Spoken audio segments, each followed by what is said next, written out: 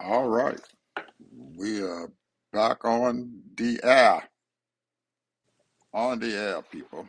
We are Good hanging in evening, good there. afternoon, good morning, whenever you listen to this broadcast.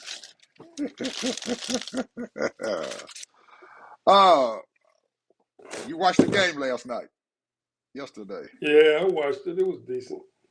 It was decent. Yeah. I tell you Obviously, what, I tell mm, you what, Miami, even though they didn't score until the second half, they played Indiana a lot better than any of them other teams. Especially, I watched before the game. I watched Alabama get the shit kicked out of them in their first game that Indiana played. They beat the shit out of them boys, and then they turned around and beat the shit out of the next team. So it looked like Miami just they played a damn good game. They only won what? They only beat them by 6 points. The rest of them teams and stuff, man, they destroyed them. I mean, they embarrassed them. Alabama, they embarrassed them fuckers. I mean, they embarrassed the shit out of them. well, I was trying to figure out what was the reason why they could not move the ball. You Ted, know, Indiana has a defense, man, uh, that is unusual. They don't play the same kind of defense, man, as the other teams and stuff play in the league. They out there in they're in college, and how they do it, it's just amazing and stuff. How they play defense. It's not it's not normal. They don't play a normal defense, and people just cannot figure out how to play them. well, I'm going to tell you mine just watching the game. And I'm by far, I am not a perfect analysis, analyzing the game, but my opinion, that quarterback was scared. He's what? He was scared. Oh, you talking about Miami's quarterback?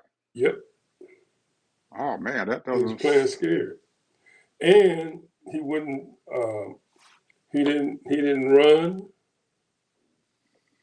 Not one time that I could recall. Maybe I might have missed some calls. I don't know. But That's that's not his game. That's running is I not his don't game. care. I don't care. You play to win, and He's this was a never. championship. He, I And watched him. when they needed him to come through, just like that other quarterback did, when they needed him to come through, they needed some yards. They needed something different. The running backs wasn't they like you said, their defense they do something special. And they clogged up that hole, those holes. They was playing defense on those wide receivers. He didn't make no he took no chances. I guess he said I'm not gonna lose the game.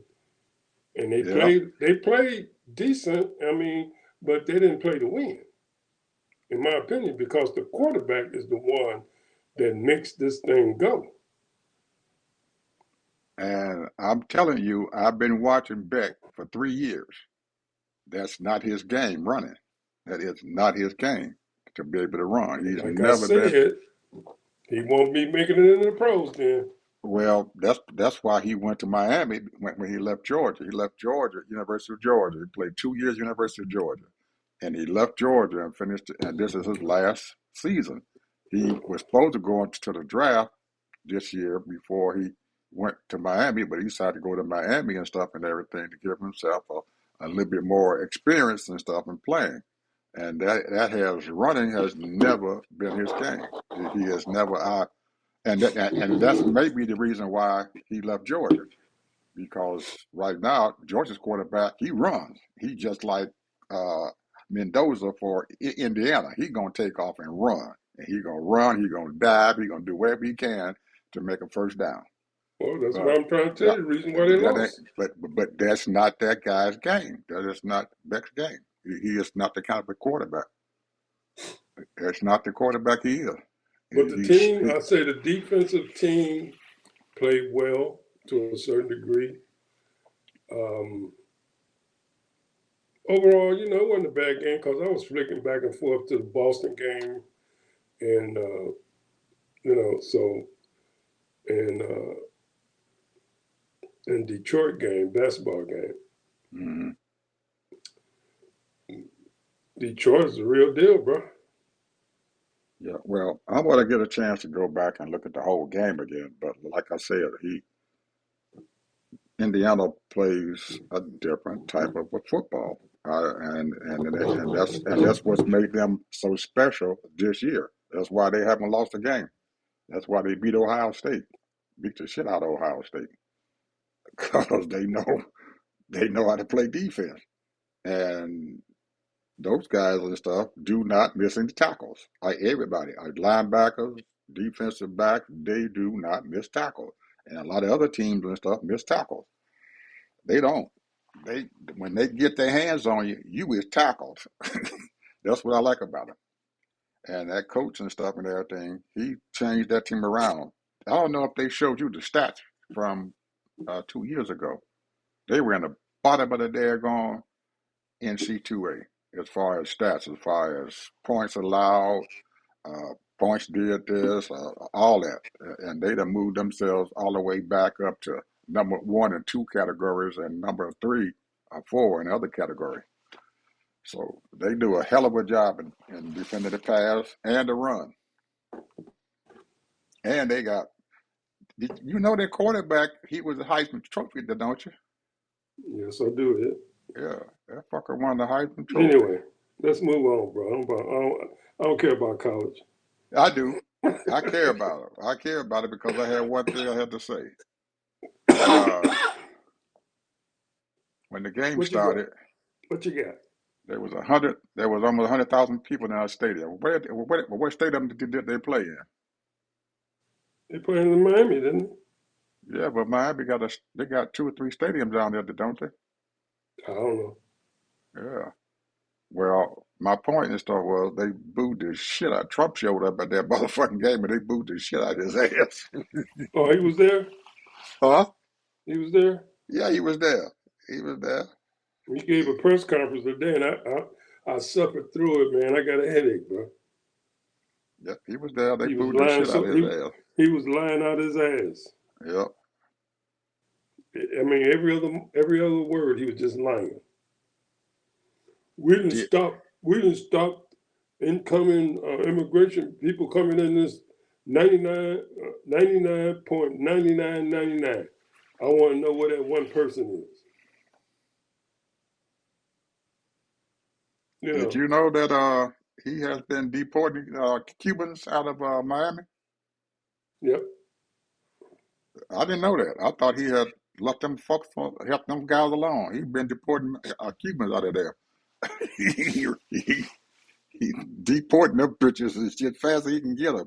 They had an article in the New York Times and the division from down in Florida said this lady came in to to court or someplace, so she had a visit to come in, and she was nursing her baby, and they took the baby away from her while she was nursing her and deported her. Them people is a bitch. What you got? Well, I was thinking this morning. We're at the beginning of the year. Almost the end of the month, but a lot of people make resolutions and goals and plans and everything. And people, I want to give y'all my philosophy of how I do this thing.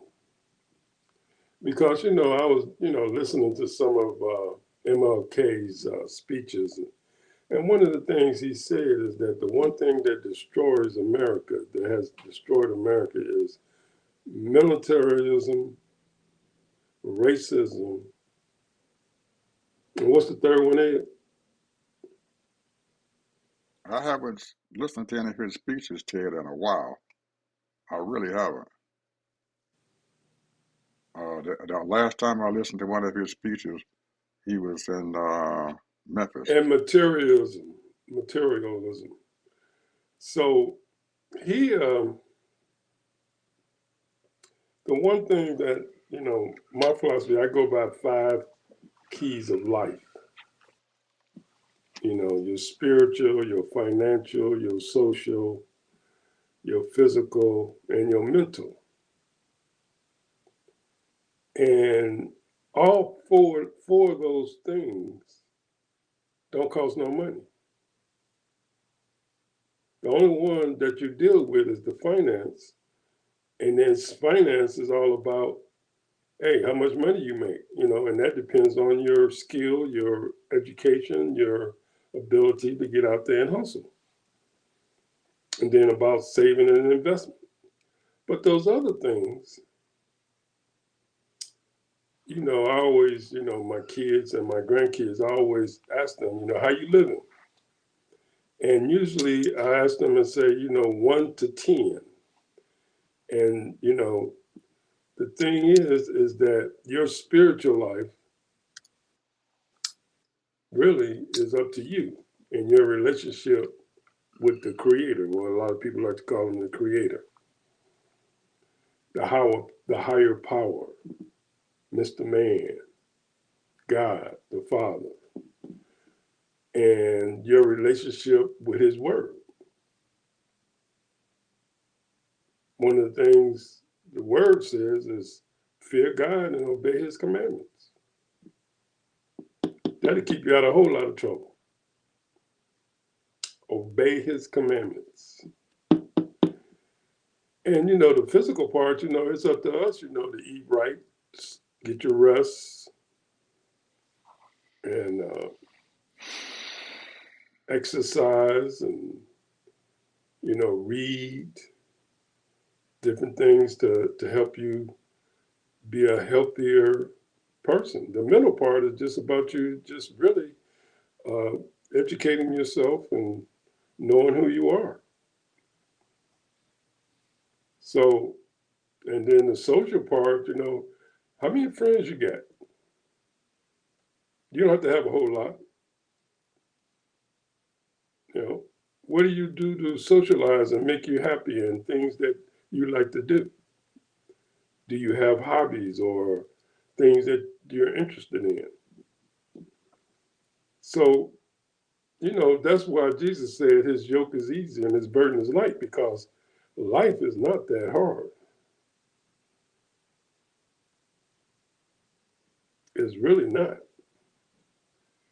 Now, if you hang around with the wrong people, or certain things, sometimes things happen, and without your control, and you might get stopped by the police or whatever the case may be, or you at the store and you have a run-in with somebody. Hopefully, you try to avoid it, but sometimes things happen. But the point is, life is not that hard, people, to be happy. 5 keys of life: social, mental, physical, spiritual, and financial. It's not that hard. And 4 of them are free. All you got to do is just work it. You don't need go to no gym or anything like that. And ain't nothing wrong with going to the gym. I'll go to the gym, or used to go 4 or 5 times a week.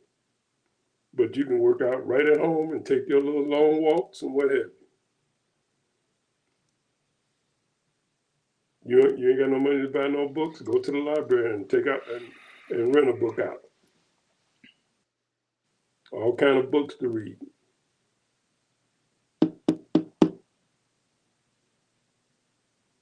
You feel lonely? Call somebody.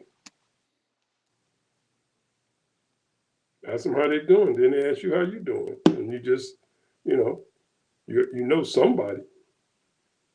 If it ain't nothing but a long distance cousin.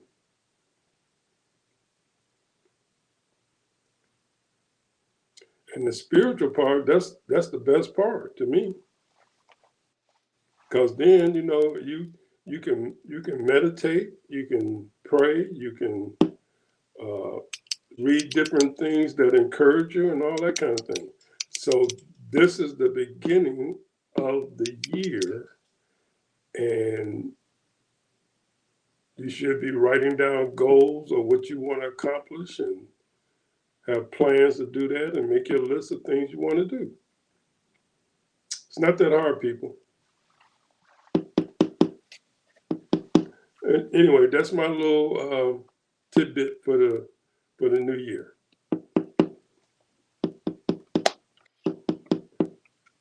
Okay.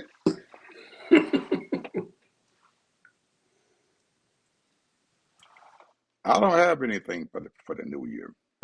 Nothing at all. Nothing at all. I'm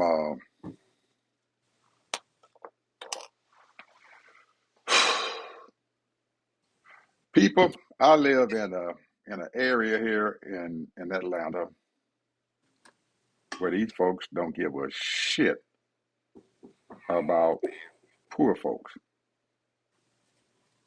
Seriously, I ride around the neighborhood. These folks act like there is nothing wrong out there. They're out there. They're spending money, redoing their houses and stuff, putting new siding all on it, new roofs. I just passed by one of my neighbor's house down the street, and they're putting in two brand new air conditioning units and stuff, HVAC units and stuff inside their home. And this shit goes on all the time. They have no. I don't believe any of them is concerned and stuff about what the hell is going on out there in this country. I don't. And I guess it has an effect upon me because I live around these folks. I'm not rich. I'm not like them. I can't go out there and spend $200,000 or $300,000 on my goddamn house. I can't do that. I don't have that money. But they do. I'm telling you, I cannot go through this neighborhood, people, and not see the extravagance and stuff and everything, and the fact that they folks don't know that people out there are going hungry. People out there don't have homes. People out there are barely making it. And there's a huge majority of folks out there who are going through this a whole lot of mess. But these folks around here, they have no compassion at all for what the hell is happening out there. So I guess because I'm sitting around these people, I have some apathy and stuff inside of me. I don't have a whole lot of compassion like they do. Maybe I don't know. I guess you get around people and you start, if you live around them and stuff, you start acting like them. So what most of you guys and stuff are seeing out there, I'm not seeing. And some days I feel ashamed that I'm living in this area here. I really do. I feel ashamed. And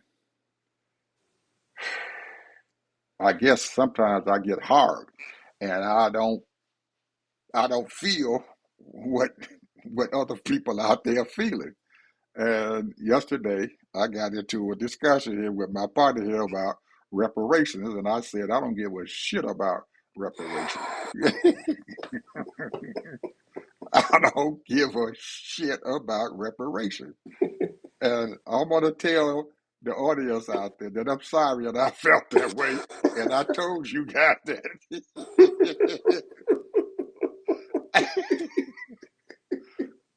And I'm not using this as an excuse or anything, but I just wanted to explain why I said I don't give a shit about reparations. I don't care if y'all if we are owed 60 some $trillion,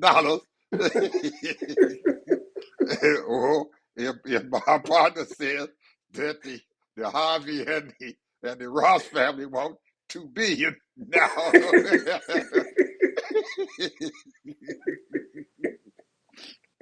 So I just want to explain to you guys and stuff, probably why I'm feeling the way I'm feeling and stuff and everything. And that's no excuse for how I feel, but it's where I live at, people. I'm telling you, we do not see poverty here. These folks have an unlimited amount of money. They don't need no reparations around here. They have no compassion about money. There's no way, Ted, that we can sit around here and these people will spend for lunch what most people don't make in a month. They can go out to lunch, put their card on the daggone table, and the motherfucking bill might be $1,500. A lot of people don't even make that in 2 weeks, and there's no problem. It's so I'm sorry, my folks, that I feel this way and everything, but there is a lot of money and stuff in this country, a lot of money that these people are taking and they're abusing, and they are not passing around, and they have no compassion from what other people out there are feeling. They don't even want public transportation around here. They had a bus to come out here or a L train or anything to come out to this area. And when they tried to bring a bus out here, they voted the shit down. We ain't having that. We don't want poor folks out here. We don't want multi-family units and stuff out here because multi-family units bring poor folks. That's how they feel. It's horrible. But that's a It's norm here. funny you should say that. I was just doing it, and I haven't quite finished yet, on Utopia. There are a lot of people that want to live in a utopia world. One of the main things, what I found out, and like I said, I haven't finished my investigation,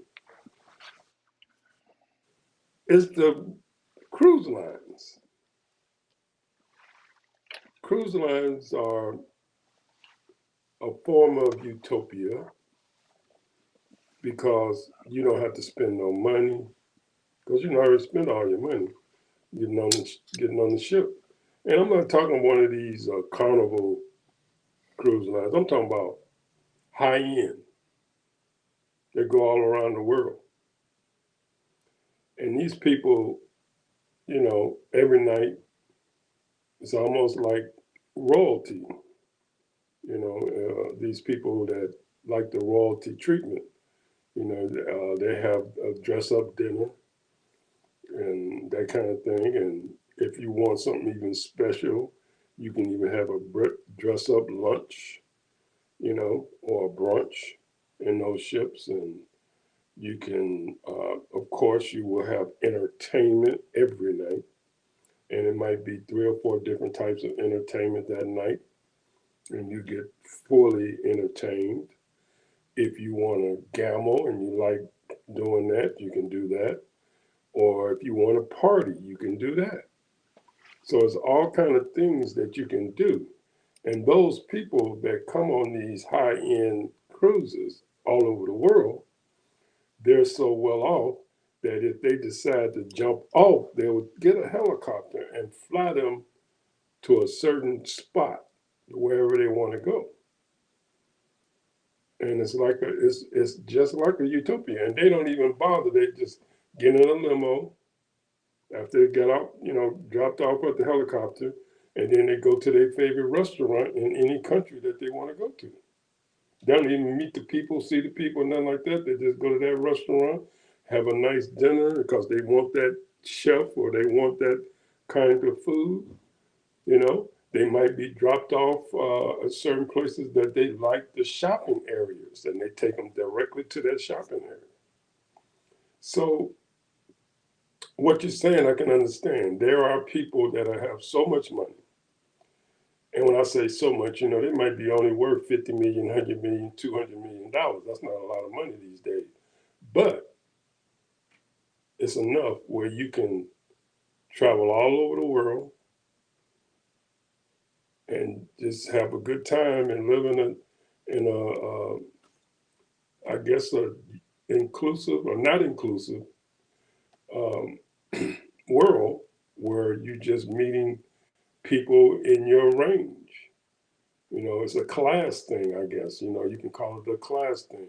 Those people thinking that, not necessarily, a lot of people might not think that they're better than you, but they are when it comes to the finances that they have, which gives them the luxury to do whatever things they want to do. So, and that's what a lot of people in the United States really strive for, you know, because they want to be treated and have servants, you know, just like in the slavery day when they had enslaved people in this country, they had servants help them put on their clothes and put on their shoes, and they sit down and they bring them their food and what have you. That's just the way it is. That's where a lot of people like to live, want to live, if you're that type of person. And there are a lot of people that's like that. But you know, a lot of people, you said, I don't want nobody to do nothing for me. All you gotta do is open the door. Damn right. I'll get it myself. So Damn the right. point is, the point what I'm trying to make is that, like me, I don't have a problem washing dishes, sweeping the floor, cleaning up the kitchen. I don't have a problem cleaning up the yard. I don't have a problem doing none of that. Washing my own clothes, cooking my own food. I don't have a problem doing none of that. But there are people that want like to be waited on. Hell, I didn't even ask my kids hardly to do anything for me. You can be sitting down watching TV. Here, go get me a glass of water. No, I never did that. I didn't boss my kids around and tell them do this, do that. No. But there are people that's just like servants. You know, I mean, if they could afford it, you know, and I'm sure some of them can afford it, they have butlers and chefs and they have waitresses and all of that stuff. So they don't have to worry about cleaning the house, you know, because they get people that live in the back. So you know that lifestyle over there where you at, that's minimum for what people really aspire to, you know, and and and it's like a utopia, you know, and this is what people want. They want to live in a utopia. They don't want to have anything to do with underclass, what they call underclass people or low class people or people that don't have what they classify as intelligence. You know, they might have, you know, when you look at the, you know, their statistics and, you know, like, you know, they into all of this IQ shit and all that. You know, I got 180 IQ and, you know, I worked for, you know, so and so, so on for 30 years and high end job and CEO of this and that. So, you know, that's just the way it is. People don't care about the 50 million people that's living in poverty. And then we ain't even talking about the 500,000 people that's living in foster care, the 2 million people that's in jails and prisons, and the 1 million people, little kids living in juvenile. So, you know, to them, it means nothing because they look around the world and it's worse than that. People around the world in certain countries, as far as they're concerned, hey, America is doing well by them. You lucky you living in America. You say the poor people got color TVs and they got cell phones and shit like that, you know. That's what they say. Shoot. And then they end up getting free food too. They get the snaps. Some of them got cars. You know, it might be broke down cars. It might be cars that's halfway running, but they got cars. So as far as they're concerned, that's the reason they don't care. They don't care. But the thing is Ed, and I'm going on my soapbox. Thing is, how many geniuses have they destroyed? that did not allow them to get their proper education, the ones that, because see, every person is different. And there are people in those groups that excel, that can excel if you allow them and stimulate their brain. Not all of them, but a lot of people will. And we have missed out on so many potential geniuses because of classism, racism, prejudice, and all that stuff, colorism. But hey, I ain't God, so therefore, the only thing I can do is every day just live my best life. And that's what I was talking about earlier. Live your best life. Live your best life. That's all we can do is live our best life. And if you can help somebody and you see somebody that you think you want to help, hey, have at it. But the point is, live your best life. Take care of your family the best you can. Because a lot of us are not going to get those opportunities to be in that crowd, if that's what you want to be in that crowd. Personally, I mean, I can stand it for a few days, and then other than that, I'm out of here. I wouldn't mind being, everybody wants to be pampered and all that stuff for, once in a while. But some people, they get pampered all the time, Ed. All the time they get pampered. I don't know if I can live that lifestyle, bro. That's just me, though. Well, they love it around here like that. Everybody, everybody loves it around here. They, my problem and stuff though, after all that, I don't think that they've gotten that far to where they got people to come here to do stuff for them and to cook for them and stuff like that and everything. Most people around here, they do their own stuff. They do their laundry, they clean their houses up. Every now and then they'll invite someone over here to do some major clean up the house, for the spring cleaning and stuff like that. Yeah, they'll invite people to come over to take care of spring cleaning. But all the other stuff and everything, they usually do that stuff to themselves. My point and stuff also in this whole thing is that yes, they have funds, they have access to capital, but no matter what's going on, I see them spending a lot of money, but there's a steady flow of money, funds, capital coming to them. They know that if they buy something, redo the house and everything, spend $60,000 and shit for putting siding on their house and everything, and 2 or 3 more months and stuff, they earn that $60,000 back in their pocket again, so they can take out and invest it someplace else, put it into their new bathroom, new kitchens, and stuff like that. And I'm wondering to myself, where in the shit are they going to where they can make that kind of money? I haven't figured that out yet. One of these days, I'm gonna figure out where in the hell they go to keep on making this kind of money. Where they work at, what kind of investment that they have made to make this kind of money? Because we don't see it in our community. I see people and stuff in our community and stuff and everything. They go to work every damn day. They make their little money and they come back home, little bits of money, but they begrudge raising the minimum wage.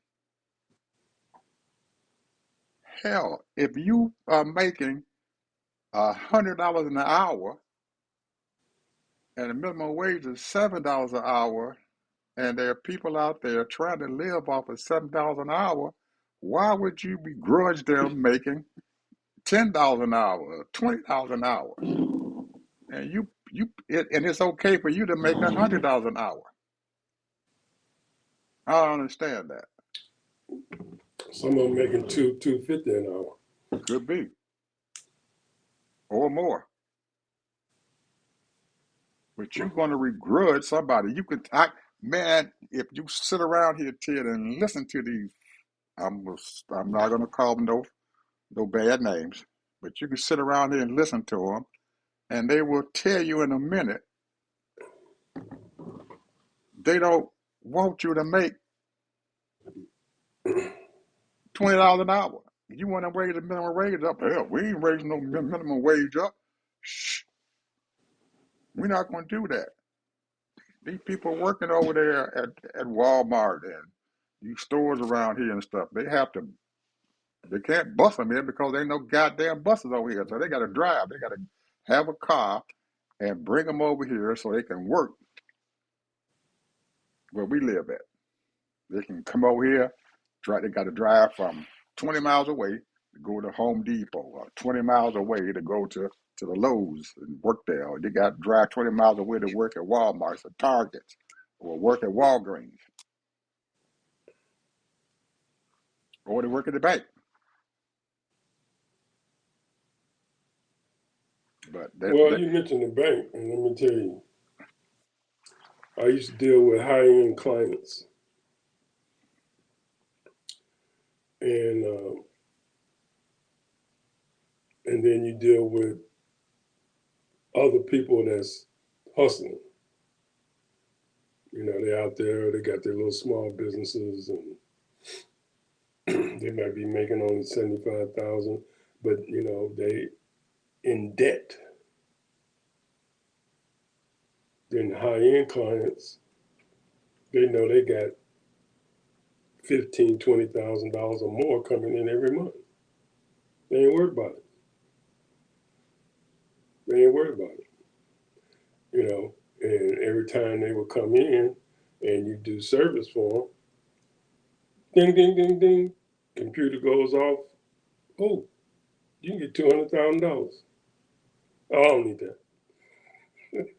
You know, so the point is that you know these people, some of these people, you know, they get millions, thousands, and thousands of dollars a month coming into the checking account. However they do that, like you said, how they do that, you know, you would have to go into their personal business and find out how they do that. You know, some of them, you know, they're retired CEOs. Some of them are retired military. Some of them, you know, sold their businesses and they get a certain amount of money every month.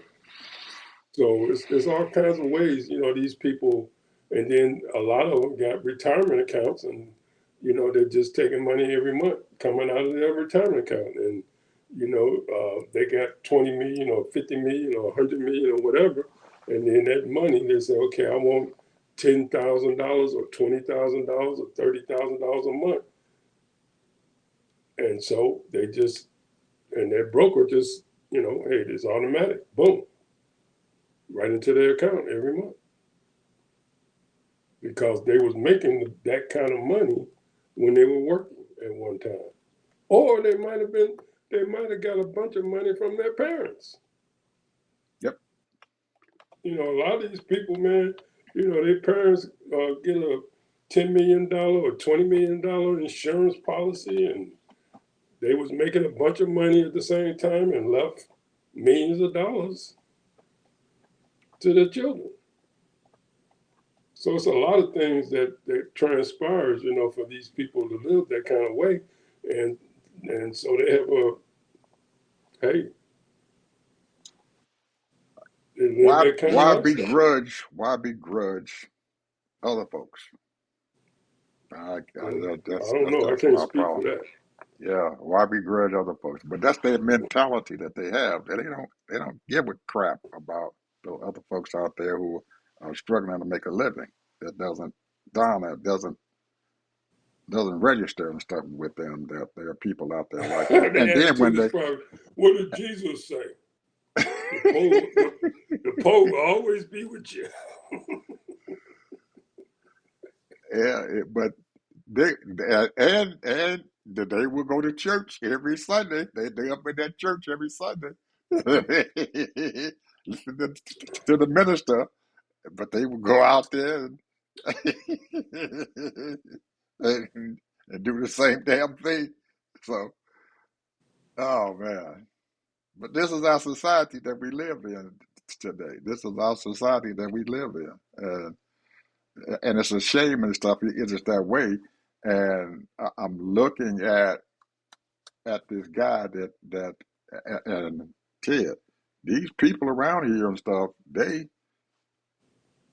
put money out there so this man can sit there in that White House.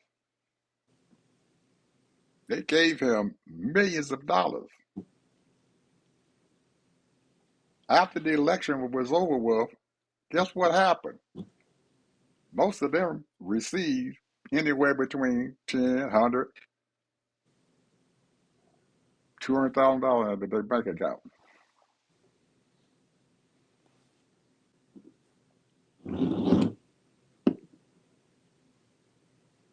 because he won the election. They were promised this. You help us win this election and stuff and get this man in, and we're going to pay you. And they did. They got a lot of money out of that shit. Good old Republicans. Well, this is what the thing is, Ed. I don't know about other people. I can only speak for myself. I was thinking about this last night.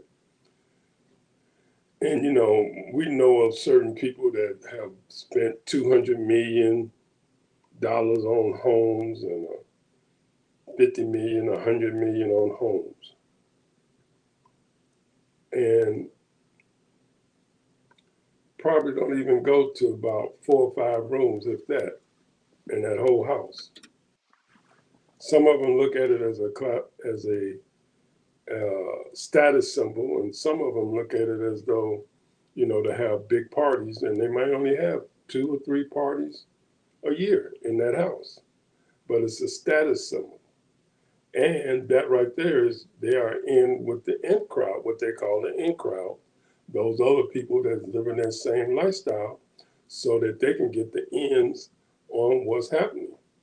And a lot of those people, that's the reason why some of those house parties that they have, they don't, very seldom they be sitting around dancing. They be sitting around talking about deals, talking about different things about money or investments and those types of things, working out things and finding out what's going on in all other areas and where is the best place to place some money where I can double my money. Whereas when the average person, and I'm talking about average black person, and I'm talking about myself, if I go out, I'm going out to have a nice time. I'm talking about when I was going out. I don't go out anymore, but when I used to go out, I go out to have me a couple of drinks, dance a little bit, and if they have hors d'oeuvres on the side or something like that, I might eat the hors d'oeuvres, have me a good time, and go home. Very seldom I might meet a few people, maybe, but whoever I'm with, I have a good time with, and then go home. But their thing is having big lavish dinners, parties, but there's not parties. And they Networking be working parties. out deals. They are networking parties. There you go, networking parties. Networking parties. So you wonder and stuff why don't we have networking parties? Why don't we have networking parties? We do. There are a lot of us that do that right now. Okay, but it's not widespread. It's like it is here. They hold on to that money Well, themselves. it's the professionals, and I'm gonna say this. You say we. I assume you're talking about black people. Well, a lot of these professionals, lawyers and doctors and CPA people and business people. They all network. They networking, but they assimilate in the white neighborhoods. Well, man, That's what they do. yeah, I'm well, So man. they're not in the black neighborhoods. They ain't talking about. Uh, I was looking over there on Rosemount, and it looked like it was kind of run down, or it looks like it needs a little sprucing up. Think I'll invest a little money over there and maybe put up a mini mall or a nice little restaurant or something. No, they ain't doing that. Mm-mm. They ain't doing that, Ed. So, Nope, we're so not doing that. yeah, we ain't doing that. What we're doing is we're saying, they just like the, and I will call it, spicy whites. They hanging out with the spicy whites and saying, well, so and so just told me about such and such a stock, or so and so told me about they getting ready to build this so and so building. You got a couple of $100,000, couple of million, and that's gonna turn over about $10 million in the next 3 4 years. Absolutely. Come on down here on Tuesday and stuff. We make an appointment, sign the paperwork, and we'll put that money in your checking account. Yep. I'm just saying, if we live in you know, it's a strange. We have assimilated and integrated. I'm talking about high-end black folk into their world and left our other people behind. And every once in a while, they might pull a few people out and help them get a college degree and what have you, and all that, and contribute. But as far as neighborhoods, no, we don't do that. Yeah. All right, brother. Final word here. We get to the end here. Well, I'm just going to say, hey, this, besides catastrophic things, health wise or accidents or anything like that, life is easy. It's not that hard. 5 keys of life. It's not that hard. If you're not making enough money, you got to figure it out. How can I make some money? The kind of money that you want to make. If you're a materialistic person, you like your high end cars and high living as far as a certain kind of place you want to live and all that, then you're going to have to be making that $10,000, $2,000, $20,000 a month. But if you're okay with making $25, $40 an hour, $60 an hour, then you have to live modestly. There ain't nothing wrong with that. You can be happy just living modestly.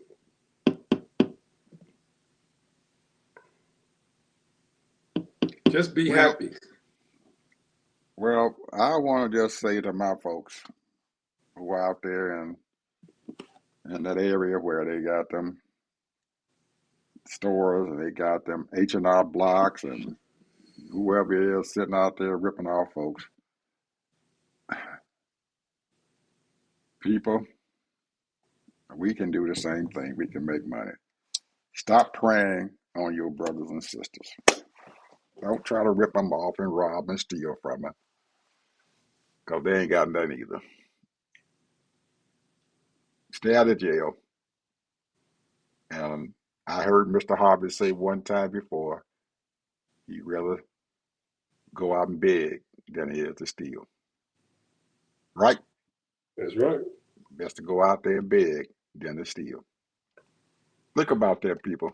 Best to go out there and beg than to steal. And you don't quit robbing from your brothers and sisters. We got to do that. Quit robbing. Go out and beg. If you got to beg, go and beg. But if you're stealing, you going to jail. You going to jail. Somebody gonna get you. Eventually, somebody will get you, or guess what? You're gonna wind up in a coffin somewhere because somebody gonna kill you because you done stole from them. It happens every day. Talk to you folks later. Bye bye.